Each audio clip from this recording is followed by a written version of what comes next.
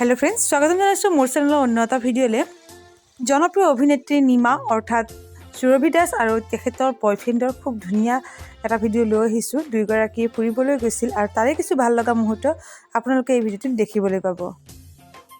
যদি এই ভিডিঅ'টো চাই ভাল পোৱা ভিডিঅ'টো লাইক কৰিব শেয়াৰ কৰিব আৰু লগতে নতুন হলে চেনেলটো সাবস্ক্ৰাইব কৰি দিব যি সকলে এতিয়া চেনেলটো সাবস্ক্ৰাইব কৰি লোৱা নাই